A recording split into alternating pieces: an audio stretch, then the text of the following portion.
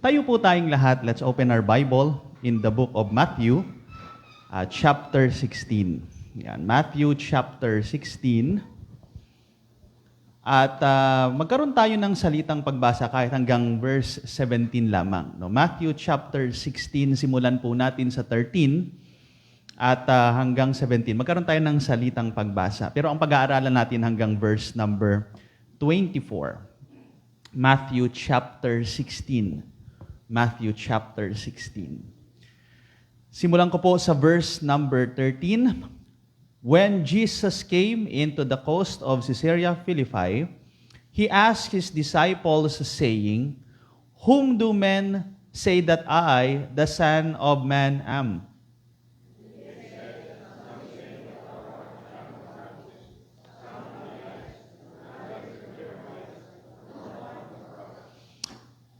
He saith unto them, "But whom say ye that I am?"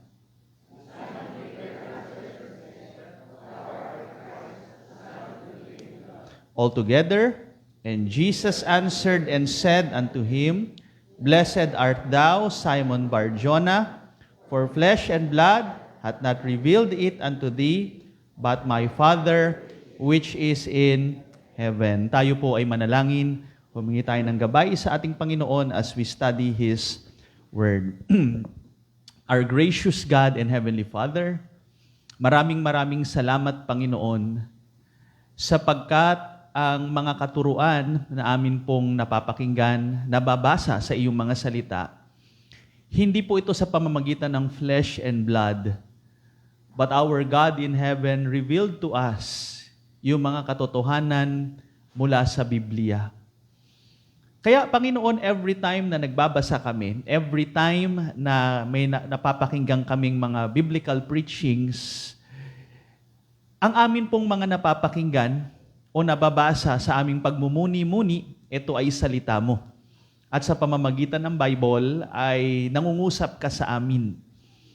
Kaya salamat po dahil hindi niyo po kami hinayaang mangapa kung ano ba ang tama, ano ba ang mga mali, paano ba kaming mamuhay sa katotohanan, at paano kaming manatili na mamuhay sa katotohanan. Binigay niyo po sa amin ang iyong mga aklat, ang iyong aklat, at dito namin nababasa ang iyong kompletong kalooban sa aming buhay. Kaya ang Holy Spirit, ang tunay na tagapagturo, ako Lord, instrumento lang ako. May mga kahinaan bilang isang preacher, bilang isang tao may kahinaan. Pero salamat because ang tunay na tagapagturo po namin ay ang banal na Espiritu na ang aming mapapakinggan, ang aming mapag-aaralan ay turuan kami na ito ay aming ipamuhay. Kaya maraming salamat sa pangalan ng Panginoong Hesus. Amen and Amen. Makakaupo na po ang bawat isa at tuloy-tuloy lang po tayo sa ating pag-aaral tungkol po sa follow-up and discipleship. And sa atin pong pag-aaral ng discipleship ay gusto ko pong bigyan ng pansin yung sinusundan po natin. Kaya nga, sabi po, ang title po natin ay How Well Do You Know the Lord Jesus? Isa po itong katanungan. Kasi tandaan niyo po, pag sinabi nating disciple, kumbaga ang general na definition po, generally speaking, pag sinabi nating disciple, is a student or follower of someone. Kaya pag sinabi pong tayo ay disciple ng ating Panginoong Jesucristo, sinusundan po natin siya. Pero ang magandang tanong sa atin personally, gaano natin siya kakilala? No? Kasi kahit naman po sa daigdig, di ba, marami pong mga sikat na mga tao, di ba, sa kanilang mga social media, meron silang mga following, no? Pwede nyo pag-clinic niyan, pwede nyo sundan yung activity ng sikat na personality po na yun, whether yan ay artista, whether yan ay politicians. Kaya nga, yung iba talagang kilalang-kilala nila yung kanilang sinusundang tao, no? Maaring yan ay politician, maaring yan ay artista or basketball player. Alam nila pati height, ano yung mga likes, ano yung mga dislikes. Alam nila kung ano yung mga, kung kailan pinanganak, no? Talagang ganun sila kumbaga ganun sila kaseryoso na kilalanin, alamin kung sino yung kanilang sinusundan. Pero sa atin po, bilang mga mananampalataya, of course, talagang inaasahan ng kalangitan na nung tayo po'y nanampalataya, tinanggap natin ng Panginoong Jesucristo bilang ating tagapagligtas, siya dapat ang sinusundan natin. Kaya kung meron man tayong dapat kilalanin, o mas magandang, mas kilala natin siya kaysa doon sa mga taong maaring iba po sa atin, meron kayong mga sinusundang sikat na mga personalities, mas magandang mas kilala natin ang ating Panginoong Jesucristo. No? Dahil yung mga sinusundan natin mga personalities, hindi naman tayo kilala niyan eh. Pero alam niyo itong pagkakaiba, dahil ang Panginoong Jesucristo, kilalang-kilala niya tayo. In fact, nung siya po ay pinako sa krus ng Kalbaryo, nandoon po tayo sa isip niya at nasa puso ng ating Panginoong Jesus. Kaya hindi na po tayo magpapakatagal. No? Gaano natin kakilala ang Panginoong Jesucristo? Of course, makikita po yan, nire-reveal po, no? Revealed by your doctrine. So, siyempre, number one, masasabi natin kung gaano natin kakilala ang Panginoong Jesucristo sa pamamagitan ng aral ng doktrina na atin pong pinangahawakan o nung atin pong niyayakap. Balikan po natin dun sa ating binasang talata. Huwag niyo pong alisin yung inyong Bible, diyan po sa Matthew chapter 16. At balikan po natin ulit yung binasa natin kanina at meron akong bibigyang pansin. Sa Matthew chapter 16, ang Panginoong Jesucristo ay nagkaroon ng recitation sa kanyang mga disipulo.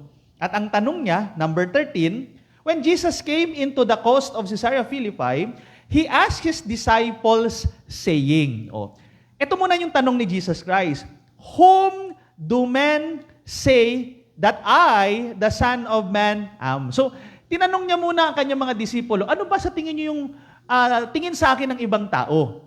No, siyempre, si Jesus Christ, noong mga panahon na ito, nakikilala na po siya. Siguro kung nung panahon na to, si Jesus Christ ay merong Twitter or merong Facebook, ang dami niya ng mga followers, dahil talagang nakikilala na siya. Pero ang tanong ni Jesus is, ano kaya ang tingin ng mga tao sa akin? Sa palagay nyo, kumbaga sa survey, ano yung tingin sa akin ng mga tao? Ito ang sagot nila.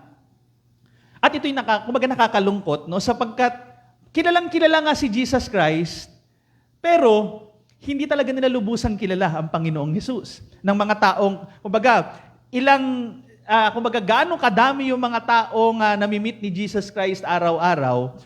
Pero yun nga, ang marami sa kanila, iba yung pananaw sa Kanya. Iba yung paniniwala kay Jesus Christ.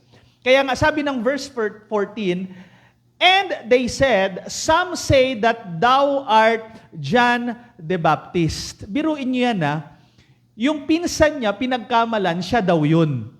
Pero obviously, alam naman natin, hindi po. Magkaiba si Jesus at magkaiba si John the Baptist. In fact, si John the Baptist pa nga, ang nagbaptize kay Jesus Christ. Some, sabi rito, Elias, alam niyo po, itong si Elias or si Elijah, alam naman natin ang kwento ni Elijah. Di ba? Itong si Elijah, kung meron mang isa sa mga character sa Bible, ang hindi nakaranas ng tinatawag na physical death. Kumbaga, kung nabuhay sa panahon natin si Elijah, hindi niya kailangan kumuha ng Saint Peter.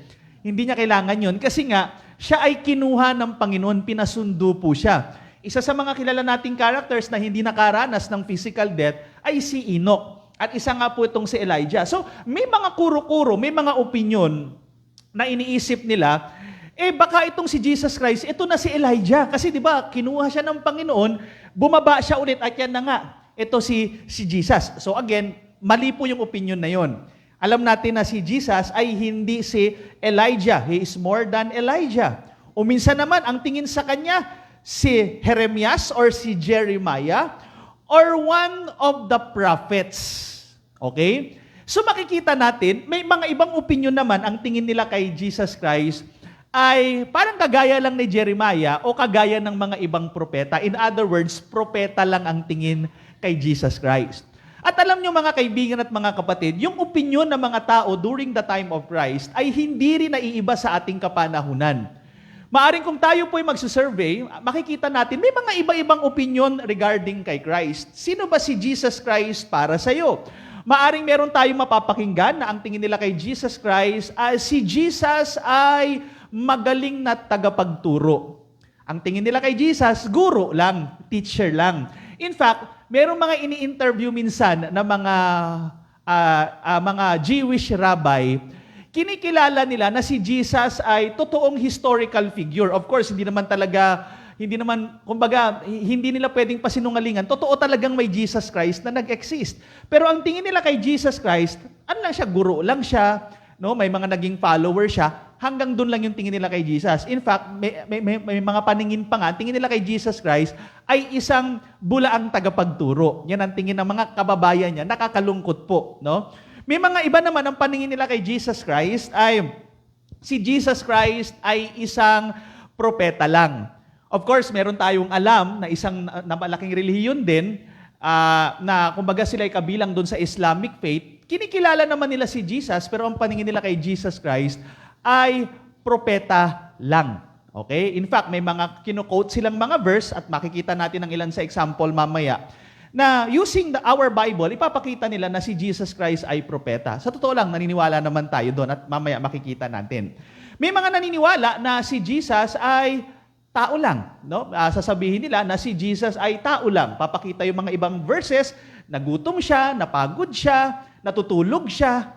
Parang kanta ni Gary B, natutulog ba ang Diyos? Di ba? May ganun siyang kanta. Pero minsan sinasabi ng mga ilan na tao lang si Jesus Christ kasi kitang-kita natin sa kanyang mismong pag-amin, tao siya, nakikita natin napapagod siya, lumaki siya, bilang isang bata, nag-aral siya, so tao si Jesus Christ. So, naniniwala din naman tayo na si Jesus ay tao pero hindi tayo naniniwala na tao lang. Makikita din natin later on. May mga naniniwala na si Jesus Christ ay God. Pero, yung God na ginamit nilang term ay small letter G. Okay? So iba kasi sa Bible yung capital G, iba yung small letter G. Na para bagang si Jesus ay isang anghel lang. Meron naniniwala pong ganyan. In fact, yung iba nga kumakatok pa yan sa bahay natin at magbibigay pa ng mga magazine sa atin at sasabihin sa atin na si Jesus ay God din naman. No? Kaya lang, God siya na small letter G because in the Bible, ginagamit po yung word na God na small letter G, isa po sa mga pagkakagamit ng term, para sa mga angels. At sa kanilang pananaw, si Jesus Christ ay si Angel Michael. Yun ang kanilang pananaw. Pero yun nga, pagdating dito sa verse 15, ito na po, He saith unto them, but whom say ye that I am? So dito na po, tinanong na ni mismo ni Jesus, biro mo, at matagal niya nang kasama itong mga ito. Okay? Kumbaga, sa mga point na ito, halos mga magti 3 years na sila magkakasama kasi malapit nang i-crucify si Christ. So, tinanong niya mismo yung mga disciples niya, matagal na tayo magkakasama, para sa inyo, sino ako? Ayan. Kaya yan yung magandang tanong. Maaring mga narinig natin kanina, maaring may mga kaopisina tayo, maaring may mga kapitbahay tayo, ganun yung paniniwala nila. Pero ang magandang tanong, tayo mismo, kumbaga, sino ba si Jesus Christ para sa atin? At yan po yung maganda nating tingnan bilang sinasabi natin na tayo yung mga disciples ni Christ, sumusunod tayo kay Christ, sino siya? At isa po sa magandang sukatan, kung gaano natin kakilala si Jesus Christ ay sa pamamagitan po ng mga doktrina na ating pinaniniwalaan. And tuloy ko po yung ating pagbasa. Sabi po dito, alam nyo mapapansin nyo si Peter sa Bible, kung bibigyan siya ng award sa graduation, best in recitation po si Peter. Dahil madalas, pag si Jesus Christ ay nagtatanong sa kanyang mga disciples, ang unang sumasagot si Pedro. No? Kumbaga, pwede nating sabihin na si Pedro, para siyang si Jollibee, bida ang saya. Minsan pabida-bida siya. No? Kumbaga siya yung nangunguna. Okay? At itong blessing, tingnan niyo po. And Simon Peter answered and said, Thou art the Christ, the Son of the living God. Mapapansin nyo, pagdating sa 17, sabi ni Jesus Christ, and Jesus answered and said unto him, Blessed art thou, Simon Bar-Jona. Pero hindi po nagtatapos doon. Hindi sinabi, pinagpala ka, grabe, ang galing-galing mo talaga, Peter. The best ka. Talagang tama. Hindi po, sabi po ng Bible, Blessed art thou, Simon Bar-Jona, for flesh and blood hath not revealed it unto thee, but my Father which is in heaven. Mga kaibigan at mga kapatid, pagdating sa pagkakilala kay Jesus Christ, hindi mahalaga kung ano yung opinion ng ibang tao. Sabi nga, flesh and blood. Hindi mahalaga kung ano yung paningin ng mga tao sa Kanya, gaya mga nauna ko nabanggit kanina, hindi yun ang importante. Ang importante, ano ang sinasabi ng Diyos, ano ang sinasabi ng Biblia, dahil ito'y salita ng Diyos, ano ang sinasabi ng Bible tungkol kay Jesus? Yun ang pinaka-importante. Kaya nga, malilito kayo sa iba-ibang pananaw. No? Tandaan nyo po, lahat ng mga nabanggit ko kanina, inaamin din naman nila na sumusunod sila kay Jesus. Pero tandaan nyo po, kahit na sinasabi mong sumusunod ka kay Jesus, pero ibang Jesus Christ yung sinusundan mo, ikaw po ay mapapahamak. Delikado ang iyong kalagayan sapagkat kinakailangan ang sinusundan mong Jesus yung ni-reveal ng Father, yung ni-reveal ng Scriptures, yung tunay na Jesus Christ. Kaya nga, dito mga kaibigan at mga kapatid, ang mahalaga ay ano ang tinuturo ng salita ng Diyos, ano yung doktrina ng Biblia. Kasi pag sinabi nating doctrine, ang pagkakagamit niyan sa Bible, is yan po ay, sa ibang translation, makikita natin yung word na teaching, pero talagang specific, pag nakita natin sa Bible yung word na doctrine, it means what the Bible is teaching. Kaya ano ang tinuturo ng Bible tungkol kay Jesus Christ? Una, letter A, ano ba yung pinaka-purpose niya? At makikita natin dito po sa sagot ni Peter, na obviously, hindi po ito sa galing ni Peter, hindi ito sa talino ni Peter, ito ay ni-reveal sa kanya ng kalangitan. That's why isa po yan sa mga magandang halimbawa sa Bible ng doctrine of inspiration. Na ang mga writers ng Bible, sila'y nagsulat. Of course, may mga propeta na nangaral sila, pero yung pangangaral nila, yung mga sinulat nila, hindi yon revealed by flesh and blood. Ito ay revealed sa kanila ng Diyos Amang nasa langit. Kaya kahit na sila ang nagsasalita, hindi po nila salita yun ay salita ng Diyos. So dito, sa pagsagot ni Peter, na galing sa Diyos ang kanyang sagot, makikita natin ano yung pinaka-purpose ng ating Panginoong Hesukristo. Sabi rito, Thou art the Christ. Thou art the Christ. Mga kapatid, alam naman natin, pero may mga iba kasi na pagkakamalan nila, pag ginagamit yung Christ, apelyedo ni Jesus. Hindi yan apelyedo ni Jesus Christ. No? Yang ang Christ ay isa sa mga title ng Panginoong Hesukristo at may kahulugan po yan.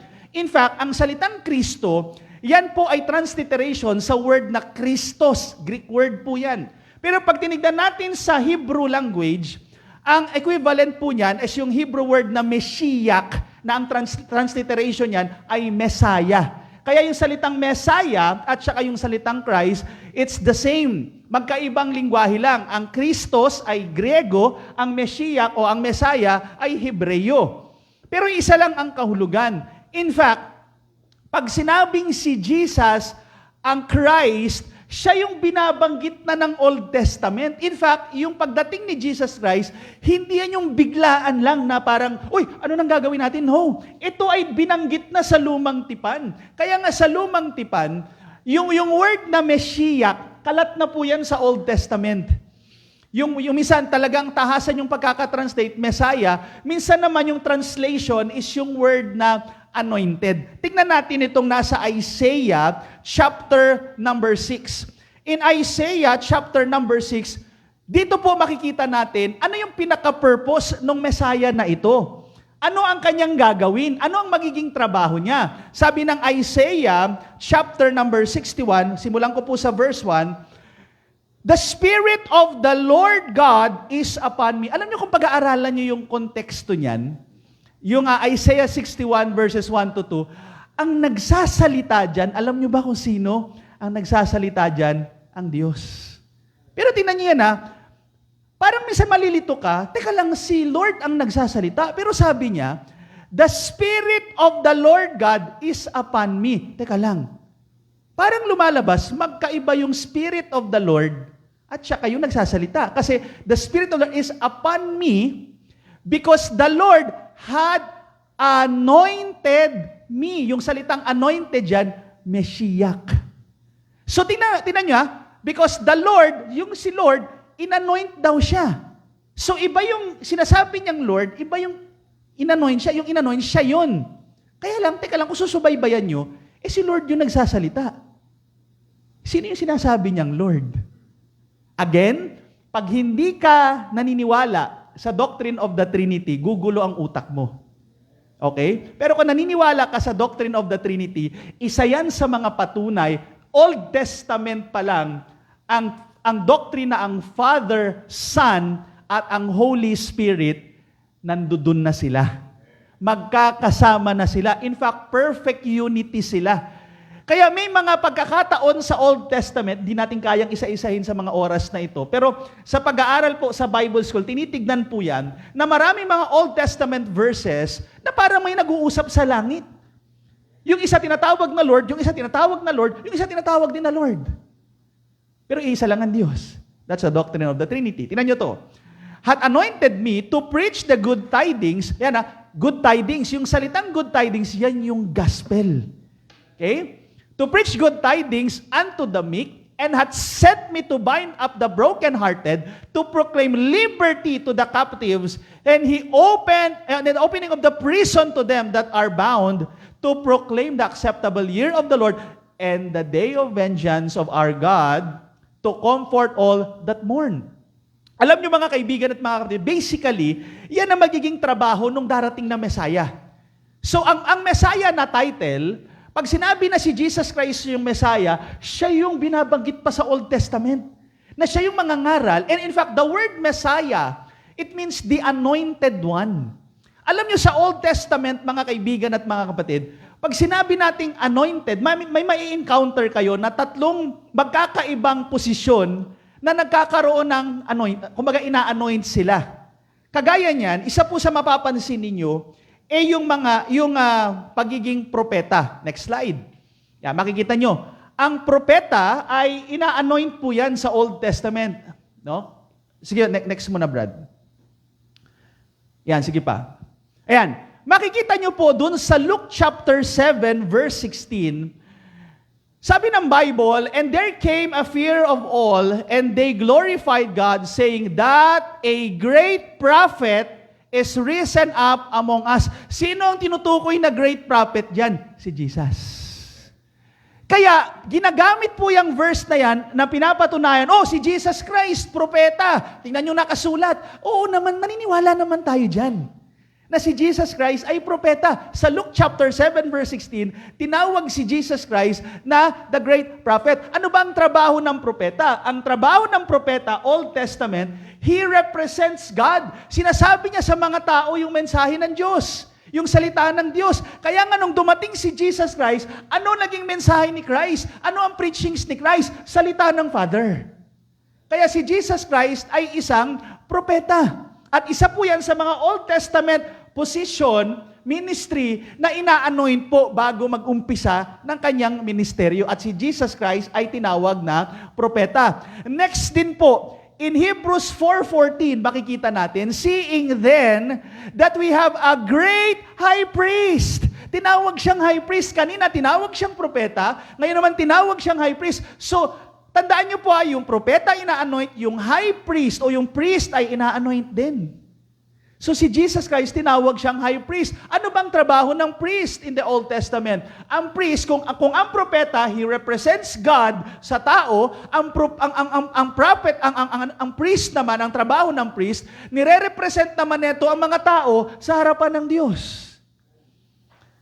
Ngayon, si Jesus Christ, he represents the Father sa mga tao, pero nire-represent din ni Jesus Christ tayong mga tao sa harapan ng God the Father. At hindi lang yan. Sa 1 Timothy 6:15 at yung iba pang mga talata, tinawag din siyang the King of Kings. Alam niyo mga kapatid, sa Old Testament, hindi po pwedeng, halimbawa, ikaw ay priest tapos king ka, hindi pwede yun. Magkaiba sila. Pero si Jesus Christ, itong tatlong posisyon na ito, kaya nga tinawag siyang anointed one, he is the Christos, he is the Messiah, kasi yung tatlong posisyon pinag-isa na sa Kanya. Yan ang ginawa sa atin ng Panginoong Jesucristo. Kaya mga kaibigan at mga kapatid, si Jesus Christ, at pag sinabing King, yes, darating ang panahon. Kaya nga doon kanina, di ba sa Isaiah chapter 61, nakita natin doon sa verse number 2, to proclaim the acceptable year of the Lord and the day of vengeance. Darating ang panahon na si Jesus Christ, bababa muli mula sa langit, bababa dito sa lupa, at anong gagawin niya? No? Day of vengeance, ito na ho'y paghihiganti niya lahat ng mga mananampalataya na inapi, lahat ng pagdating sa tribulation period, lahat ng mga pinugutan ng ulo, pupugutan ng ulo during the time of the tribulation period, lahat yan ay igaganti ng ating Panginoong Jesucristo. Siya'y mamumuno literally sa mundong ito. Kaya po mga kaibigan at mga kapatid, tama talaga yung sinasabi ng Davidic covenant na merong manggagaling sa seed ni David na siyang, kumbaga itong king na ito ay mamumuno magpakailan paman. Kanino na fulfill yan? Kay Jesus Christ. Kaya lang pagdating ni Jesus Christ, sa unang pagdating niya, of course, hindi pa yung pagiging king niya.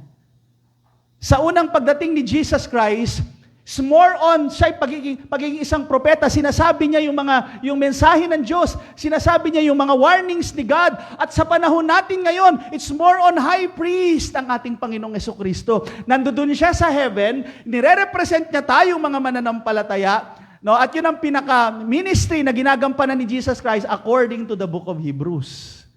Yan ang ginagampanan ni Christ. Kumbaga kung ang Matthew, Mark, Luke, and John is the earthly ministry of Christ, pagdating sa book of Hebrews, yan yung heavenly ministry ngayon ni Jesus Christ. Siya yung tumatayong mediator between God and man, yung atin pong high priest na si Jesus Christ. Pero darating ang panahon na si Jesus Christ, bababa siya sa mundong ito, siya'y maghahari, at huwag kayong mag-alala.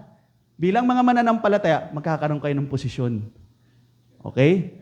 Kaya, kung hindi man kayo manalo-nalo sa kanyogan, malay nyo balang araw. Pag namuno na si Kristo, kayo magiging chairman ng kanyogan. Kaya maging tapat lang po tayo bilang mga mananampalataya. Pangalawa po, sa teaching, makikita rin natin na sinabi rin ni Peter, mula sa God, yung kapangyarihan nitong ni Jesus Christ. The Son of the living God. Kanina tinawag siyang Christ, the Anointed One. Siya yung naka-prophesy sa Old Testament. Kaya nga, si Jesus Christ, kung merong prophecy sa Old Testament na pumalya, hindi siya yung Messiah. Kasi napaka-detalyado ng prophecy sa Old Testament. Saan siya manggagaling, no? Saan siya ipapanganak, kaninong lahi, napaka-detalyado. Lahat yun fulfilled by Jesus Christ. Kaya walang kaduda-duda si Jesus Christ yung Messiah. Pero letter B, tignan naman natin, pinakilala siya that He is the Son of the living God. Alam niyo mga kaibigan at mga kapatid, sa atin po na mga English or Tagalog reader, pag binasa natin yan, parang walang dating sa atin yan. The Son of the living God. Pero alam niyo mga kapatid, sa mga kausap na mga Hudyo nung panahon ni Jesus Christ, pag binabanggit na si Jesus Christ is the Son of God, iba yung dating sa kanila. Kaya nga po mga kapatid, ang mga Hudyo, alam nila ang Old Testament Scriptures. At pag binasa nyo po ang Bible, lagi nyong obserbahan paano nagre-react yung mga Jewish authorities pag may binabanggit si Christ. At pag nag-react sila, ibig sabihin nun, may binanggit si Christ na para sa kanila, blasphemy yun. Pero, totoo yun. Halimbawa, pag sinabing si Jesus Christ is the Son of the living God, ano ang dating sa kanila? Anong dating sa mga Jewish audience, particularly ang mga Pharisee, no, mga Jewish authorities, ano nagiging dating sa kanila? Tingnan muna natin yung John 3:16. Ang John 3:16, napaka-familiar na talata sa atin. John 3:16, for God so loved the world that He gave His only begotten Son. Only begotten Son. Anong ibig sabihin po niyan? Of course, sa mga Islamic apologists, sabi nila, Son of God. So kung kayo Son of God, si Jesus Christ, Son of God, pares lang kayong tao. Yun ang kanilang understanding. Pero wag nyo kalilimutan, may nakalagay dyan, only begotten Son. Kaya nga may mga maling translation, may mga maling English translation ang nakalagay sa kanilang translation, and He gave His one and only Son. Mali yun. Bakit? Hindi lang naman isa ang anak ng Diyos ayon sa Bible. Tingnan nyo po ito. Like for example, sa Job. Sa Job chapter 1, tinawag po, no, sabi, now, there was a day when the sons, plural, sons of God came to present themselves before the Lord. Ano yung mga yan? Sino yung mga yan? Angels. So ang mga angels, tinawag din sila sa Bible, mga heavenly beings, tinawag sila na mga sons of God. Teka lang, sabi nung isang translation, one and only son. Bakit may iba pa siyang anak? Kaya nga, mali yung translation na yun. Ang tama, the only begotten. Tingnan pa natin mamaya. Next slide. Hindi lang po yan. In fact, kahit si Adan po, mga kapatid, tinawag din siya, tingnan niyo po yun sa Luke chapter 3 verse 38, sabi ng Bible, Trination genealogy hanggang kay Adan, sabi, the son of Adam, which was, anong tawag kay Adan? The son of God. So si Adan, tinawag siyang son of God, ang mga angels tinawag na sons of God. Ito po kasing dalawang category na ito yung mga direct creation ni God. So si Adan, tandaan nyo, direct creation ni God, walang nanay si Adan. Okay? Kaya wag nyo nang pagtalunan kung may pusod ba si Adan o wala, wag nyo nang problemahin yun. Pero malinaw si Adan, wala siyang nanay, direct creation from God. Ang mga angels din po, hindi sila create ni God para mag-asawahan. Kumbaga, hindi to accurate, no? Pagpalagay lang natin, merong 1 billion na angels. Nung nilikha ng Diyos, ang original creation ng mga angels, kung 1 billion sila, hanggang ngayon 1 billion pa rin sila. Kasi hindi sila nakadesign para magparami. Unang likha pa lang sa kanila, marami na kaagad sila. Dahil lahat ng mga angels, direct creation ni God. Ngayon, tayo namang mga believers, next slide, tayo ay tinawag na sons of God because of adoption naman. Tandaan niyo po, nung pinanganak tayo sa mundong ito, tayo'y makasalanan, spiritually speaking, anak tayo ng kaaway, pero itong blessing. But as many as receive Him, pag tinanggap mo si Jesus Christ, pag nanampalataya ka sa Panginoong Jesucristo bilang iyong tagapagligtas, to them gave He power to become the sons of God. Kaya mga kaibigan at mga kapatid, mali po yung naririnig natin, minsan may mga usapang kalye, di ba minsan sabi, parang sila lang ang anak ng Diyos. Mga ganun, ba minsan may mga ganun tayo, lahat naman tayo anak ng Diyos. Hindi po pala totoo yun, biblically speaking. Kasi sinasabi ng John 8:44, ye are of your father, the devil. Masakit mang sabihin, pero pag tayo po ay wala pang pananampalataya, hindi pa natin tinatanggap ang Panginoong Jesucristo bilang ating tagapagligtas, masakit sabihin, pero spiritually speaking, nasa pamilya tayo ng kadiliman. Pero nung tinanggap natin si Jesus Christ, salamat naman, hindi na natin kinakailangan magpapako sa krus, hindi natin kailangan magpamembro sa isang church o anumang denominasyon, hindi natin kinakailangan magbigay ng pera para tayo'y maligtas, para mapunta ang kaluluwa natin sa langit, para maging anak tayo ng Diyos. Ang tugon lang na inaantay ng Diyos sa atin, manampalataya tayo sa Kanya, tanggapin natin ang Panginoong Jesucristo bilang ating tagapagligtas at gagawin tayong anak ng atin pong Diyos na nasa langit. Kaya nga hindi sa pagmamayabang. Siguro marahil may mga naging karanasan kayo na pag anak ng pulis, mayabang eh. Uy, anak ako ng pulis, ang nakikipag-away sa classroom. Huwag kayong mag-alala, anak kayo ng Diyos. Sa mga nagtiwala, sa mga nanampalataya, maaring meron po sa kalagitnaan natin ngayon, maaring sabihin nyo, paano yan? Anak ba ako ng Diyos o hindi ako anak ng Diyos? Pwede kang maging anak ng Diyos. Manampalataya ka lang kay Jesus Christ. Tanggapin mo na ang ginawa ni Jesus Christ sa krus ng Kalbaryo ay sapat ng kabayaran sa iyong kasalanan. Sapat na yan para ikay mapunta sa langit. Pag ginawa mo yan, pag nanampalataya ka kay Jesus, then ikay may buhay na walang hanggan. Anak ka na ng Diyos. Maaring dati sinisigawan ka, anak ka ng tatay mo. Hindi na, ngayon anak ka na ng Diyos. Dahil nanampalataya ka kay Jesus Christ bilang iyong tagapagligtas. Going back kay Jesus Christ na siyang pinaka-topic natin, balikan natin yung only begotten Son. Ano meron doon sa only begotten Son? At mahalaga yun na makilala natin ang ating Panginoong Jesucristo. John 3:16. Ang ginamit po na salita dyan, pagdating sa Griego, yung salita pong monogenes. Ito isang compound word, dalawang salita na pinag-isa. Siyempre, pag narinig niyo po yung salitang mono, it means isa lang. Okay? Pero very interesting pag nakita natin yung word na genes. Kung kayo ay familiar sa word na genes, doon nila nakuha yan. Pag sinabi nating only begotten, monogenes, single of its kind.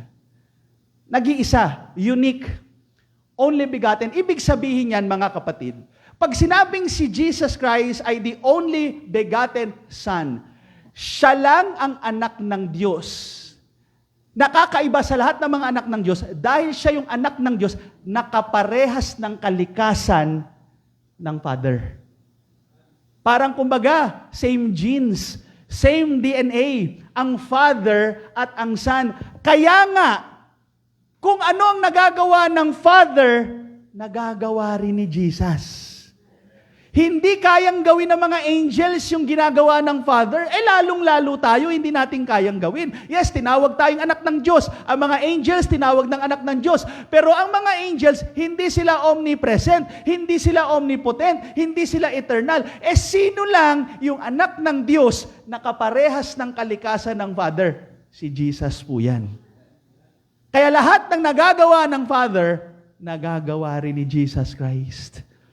Kaya nga, kung titingnan natin, going back sa mga Hudyo, ano ang reaction nila pag sinabi ni Jesus Christ that He is the Son of God? Iba yung understanding nila dito, hindi kagaya natin, na parang iniisip na natin, okay, tatay niya si Jesus, parang kagaya lang natin. Ganun ang iniisip ng karamihan. Pero pagdating sa mga Jewish audience, iba yung dating sa kanila neto. Tingnan niyo po, dito sa John chapter 5, verse 18, tingnan natin.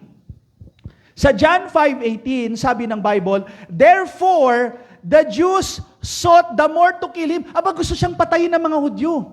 At alam nyo ba, according to the Jewish law, pwede nilang gawin yun kasi nga, sa kanilang understanding, blasphemy yung ginagawa ni Jesus. Therefore, the Jews sought more to kill him.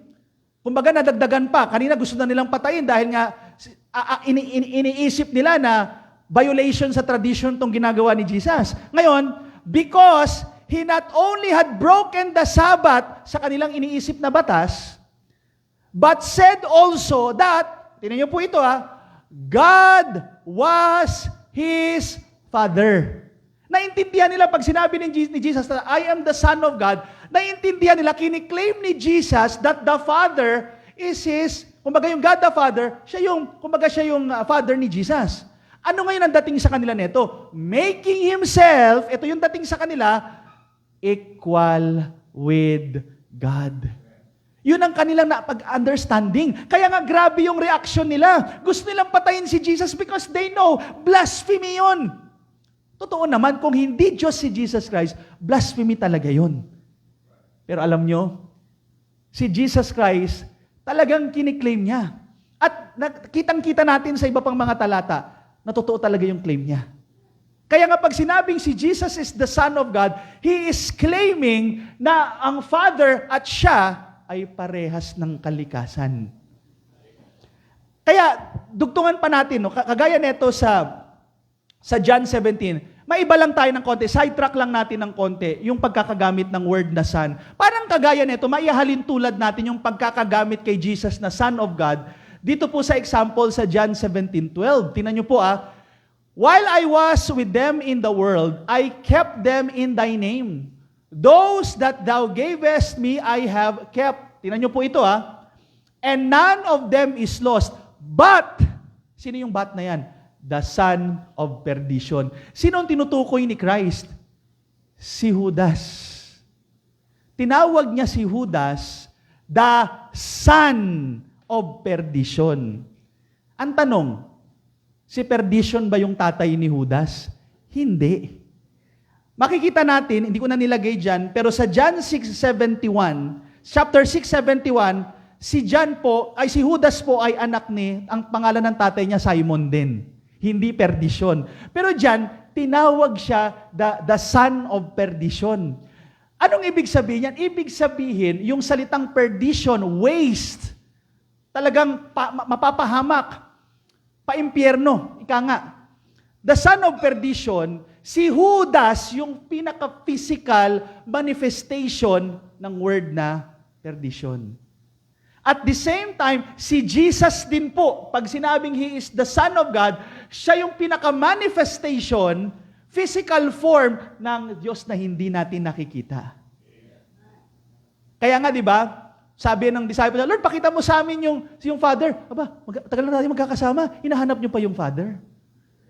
Kasi the fact na nakita nila si Jesus, siya na yung pinaka-physical manifestation ng God na hindi nakikita. Kaya nga, mga kaibigan at mga kapatid, sa John chapter 1, Paano pinakilala si Jesus Christ sa genealogy ng John?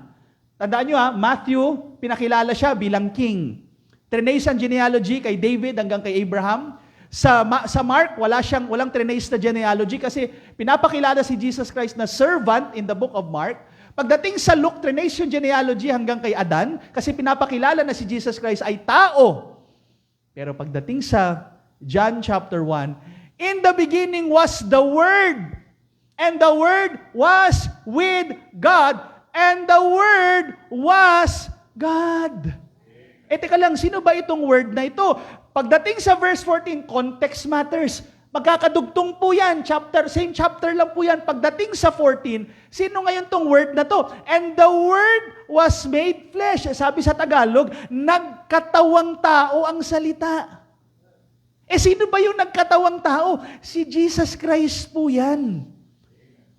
Kaya nga hindi nakakapagtaka na yung unang salita na ginamit sa Genesis 1:1, Elohim. Di ba yung salitang God doon, yung Hebrew word na ginamit is Elohim. The word Elohim, alam po ng mga Hebrew scholars, so that is plural, noun.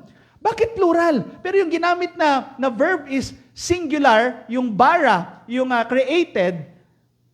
Bakit singular pero plural yung noun? Kasi nga Trinity po yun.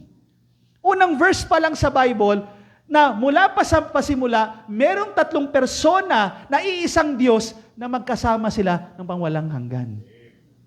Kaya mga kaibigan at mga kapatid, tandaan niyo po na sa una pa lang, sa pamamagitan ng doktrina, di ba, ang tanong natin, sino ba yung, gaano mo kakilala yung sinusundan mo?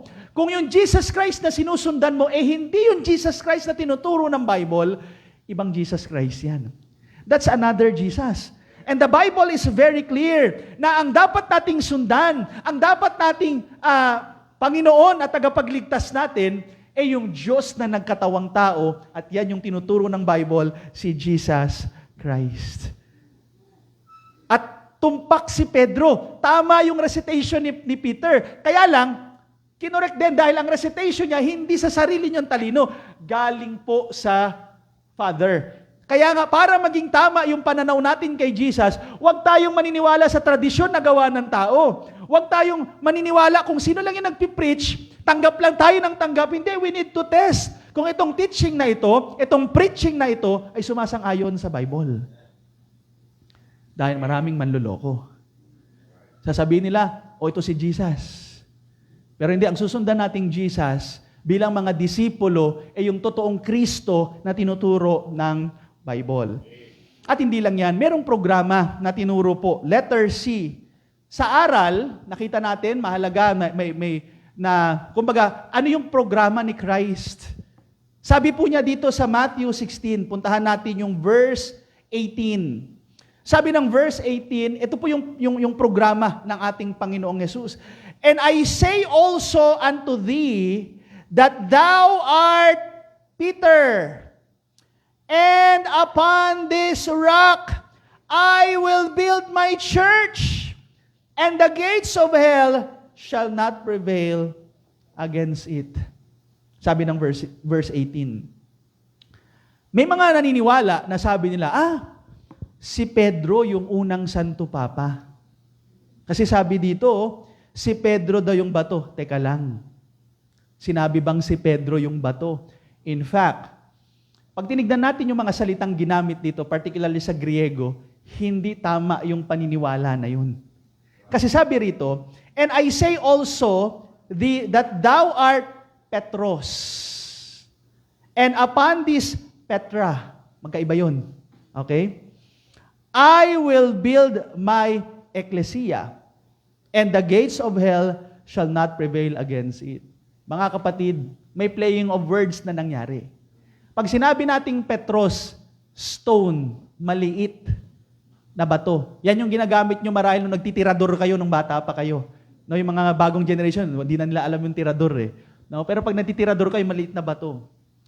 Pero pag sinabi nating Petra, boulder, napakalaking bato, hindi mo kayang buhatin.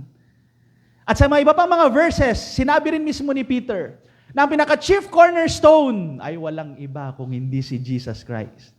At ang sabi ng talata, I will build my church. Ito yung program niya. Kaya pala ginawa, nilikha, itong institusyon na ito, nilikha ng Panginoong Hesukristo ang church. Kaya dito makikita natin, ang programa ng Panginoong Hesukristo, itatayo niya ang iglesia. Kaya in the sight of the Lord Jesus Christ, tinuturo niya na big deal pala yung church. Kasi ito yung tinayo niyang institusyon na itong church na to, and the gates of hell shall not prevail against it. Tandaan nyo, sabi nga ng aming teacher noon, ang gates, hindi yan lumulusob. Diba? Uy, naku, lilulusob tayo ng gate. Hindi. Tayo ang lumulusob sa gate. You know why? Nandito tayo sa teritoryo na ng kaaway. Dahil pumasok ang kasalanan, sino na ngayon ang God of this world? It's Satan. Small letter G nga lang. Kasi ang capital letter G, si God pa rin yun eh. Pero sa panahon natin ngayon, mula nung nagkasala hanggang sa panahon natin, grabe na po talagang. Kaya nga 'di ba makikita nyo sa Bible na pagkatapos nung nagkasala si Adan at si Eva, sunod-sunod na, ang dami naglabasan na yung kasalanan ng tao. Cain, si Abel, sa Tower of Babel, napaka-corrupt na ng tao. Kaya ang Panginoong Hesukristo, nagtayo siya ng isang institusyon. Itong institusyon ang gagamitin niya para ang tao ay muling manumbalik sa Kanya. Particularly mga Gentiles. Kasi sa Old Testament, ang focus ni God is the Israel. Kaya nga, He came to His own, but His own received Him not. Tinanggihan siya ng kanyang mga kababayan. Okay, tinanggihan niyo ako, I will build my church, and the gates of hell shall not prevail. Kaya ang Ebanghelyo, salamat na lang, nagbukas ito, ginamit ng Panginoong Hesus ang kanyang church para ang salita niya ay maikalat ang Ebanghelyo sa iba't ibang lugar. Tandaan niyo po, sabi nga ng Colossians 1:18, and He is the head of the body, the church, who is the beginning, the firstborn from the dead, that in all things He might have the preeminence. So sinasabi rito, ang pinakaulo, ang pinaka-leader, si Jesus at ang kanyang katawan, tayo, the church. Kung paano natin tinuturing yung church, ganun din natin tinuturing si Jesus. Hindi mo pwedeng paghiwalayin. Pwede mong sabihin na, oh, I love Jesus, pero ayoko ng church. Hindi pala pwede yun.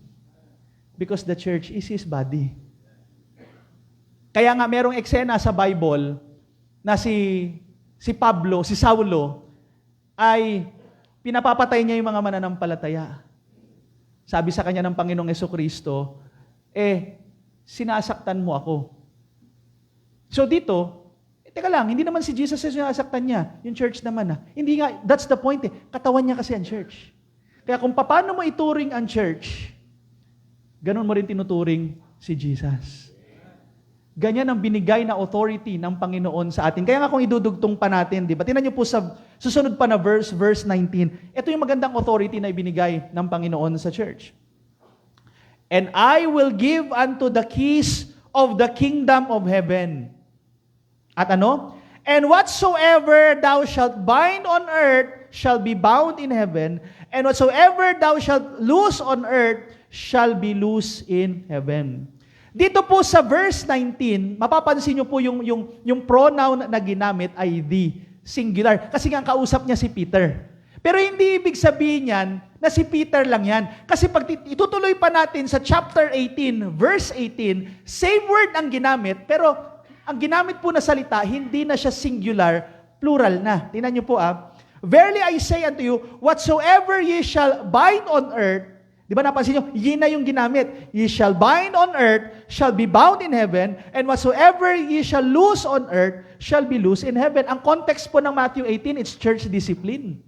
Ibig sabihin, ano man ang gagawin ng church, ano man ang pinagkasunduan ng church, according to the Word of God, i-honor ito ng langit. Ganyan yung pribilehyo na meron tayo. Kaya huwag niyong mamaliitin, huwag niyong aalipustahin ang church ng Panginoong Hesukristo. That is His program. Yan yung disenyo ng Panginoong Hesukristo. Kaya nga sa paghayag ng Ebanghelyo, paghayag ng Great Commission, sino yung may susi? Tayo po yan. Pero wag niyo namang aangkinin na nasa inyo lang yung susi, kayo na may-ari.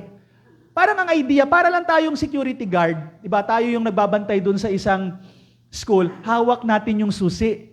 Kaya pwede nating buksan yung susi ng grade 1 na classroom, grade 2, dahil meron tayong susi. Binigyan tayo ng authority. Ganyan lang din po, ang may-ari, of course, ng church is the Lord Jesus Christ, pero binigyan niya tayo ng authority na gawin yung pinag-uutos niya sa Bible. Kaya nga, ginamit din po yung word na, tinan po natin, may kinalaman pa rin sa susi.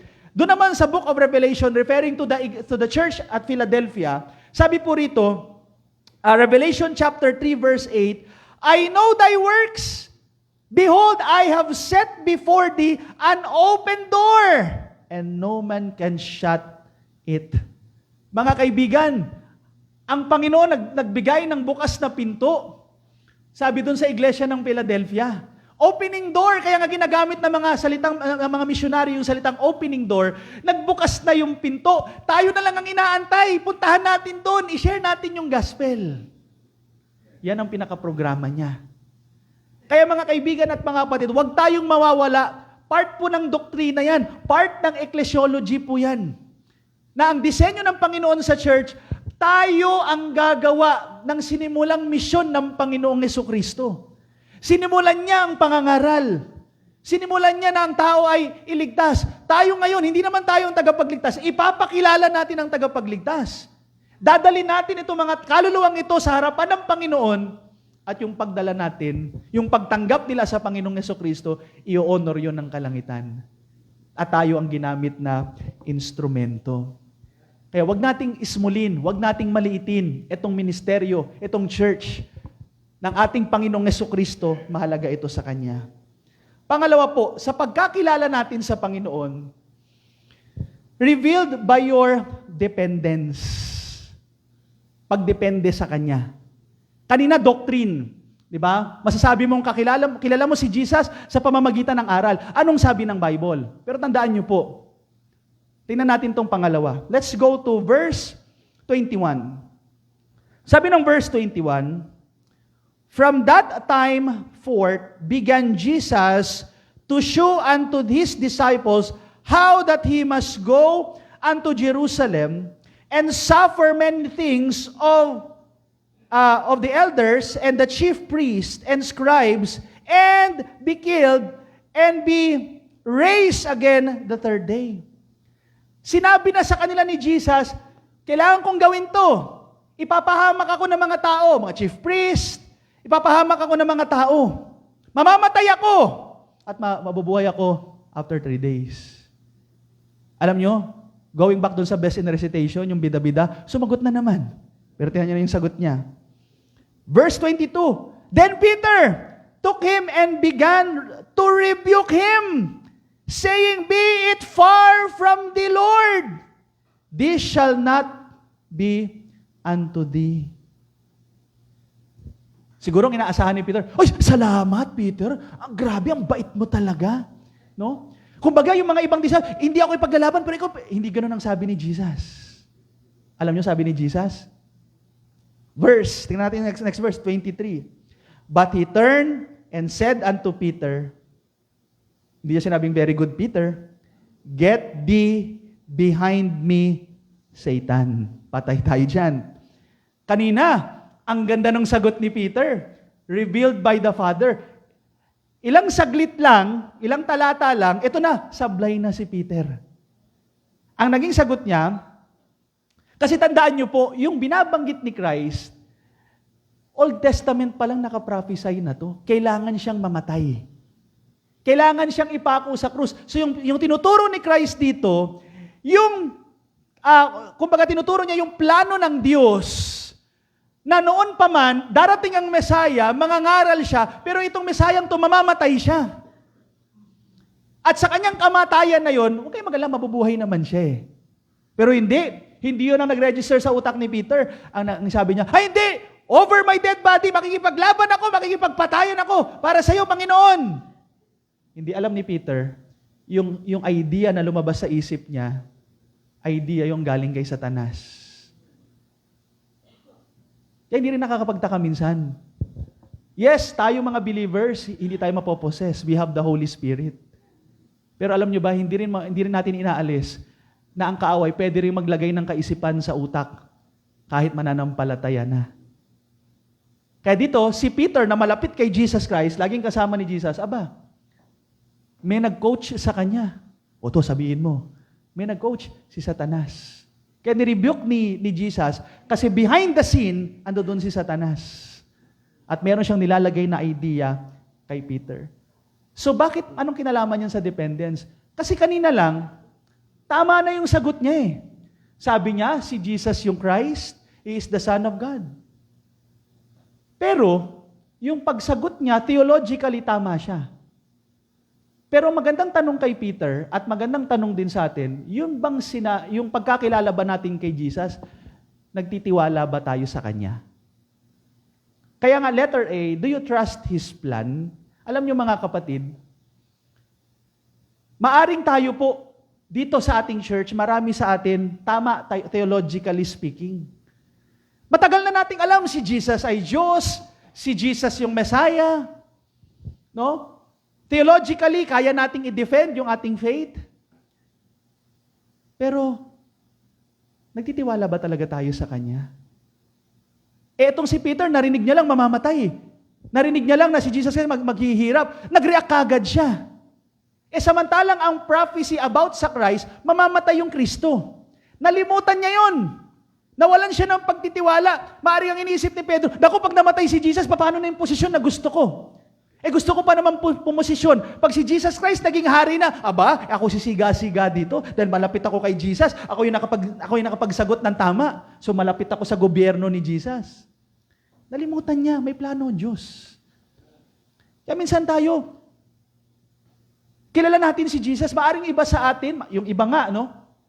Maaring pinanganak na dito sa Faith Baptist Church, dito na nag-Sunday school, nag-aral pa sa Christian school, ang daming alam na mga verses. Pero alam nyo minsan, kahit na ang dami mong alam na mga verses, kahit na lumaki ka pa sa Christian school, pero ang tanong, yung mga napag-aralan mo, yung mga nabasa mo, nagde-devotion ka, pinagkakatiwalaan mo ba yun?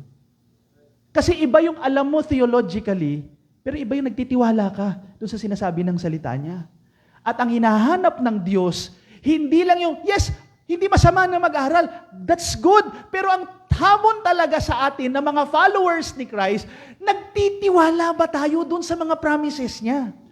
Nagtitiwala ba tayo doon sa atin pong mga napag-aaralan? Okay, alam mo, God is omnipresent, God is omnipotent, God is eternal, God is, unchangeable. Pero yung mga theological terms na yun, pag humarap ka na sa mga problema mo sa buhay, nagtitiwala ka kaya doon?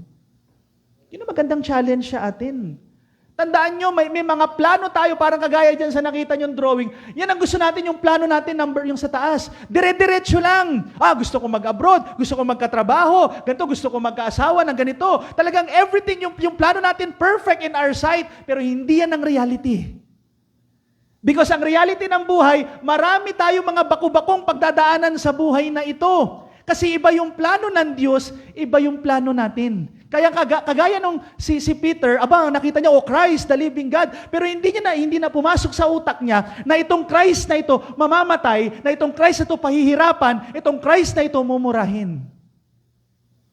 Dahil ang nakita niya kagad posisyon, ang nakita niya kagad, ano na yung gagawin ko? Maganda na yung magiging kinabukasan. Hindi niya nakita yung hirap na pagdadaanan.